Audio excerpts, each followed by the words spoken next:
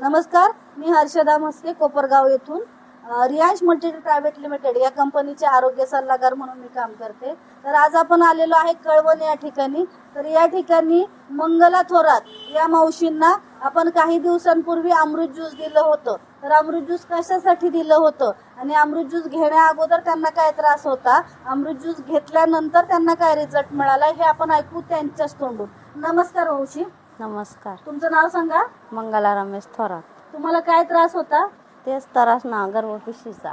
गर्भपिशवीचं काय होतं? गाठ होती ना गर्भपिशवीला गाठ होती। अजून नंतर गर्भपिशवीचं ऑपरेशन केल्यानंतर परत मला गाठा सांगितल्या। म्हणजे एक ऑपरेशन केलं तुम्ही गर्भपिशवीचं? गर्भपिशवीचं केलं, गाठांचं बी केलं। बर, दोन ऑपरेशन झाले तुमचे।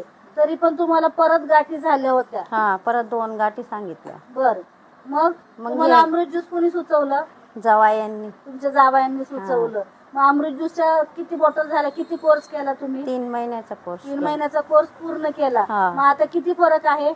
भरपूर फरक पडला मला। त्या गाठी विरघळल्या तुमच्या? हा। आणि डॉक्टरांनी गर्भपिशवीचा कॅन्सर सांगितलं होतं असं कळलं मला। हो बरोबर? हो। बघा मित्रांनो, मावशींना गर्भपिशवीचा कॅन्सर होता।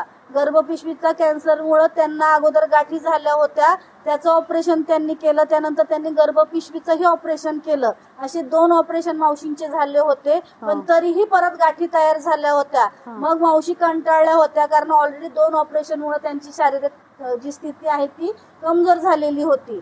मग त्यांच्या जावयांनी म्हणजे मुलीच्या मिस्टरांनी त्यांना अमृत ज्यूस सुचवलं। अमृत ज्यूसचा पूर्ण 3 महिन्याचा कोर्स केला। आता त्यांच्या गर्भपिशवीच्या गाठी आहेत त्या जवळजवळ 70 ते 80% विरघळलेल्या आहेत। बरोबर मावशी? हो। आणि आता अजूनही ते आपण जसं सांगतो की कमीत कमी 3 महिने, जास्तीत जास्त 6 महिने, 90 ते 180 दिवसाचा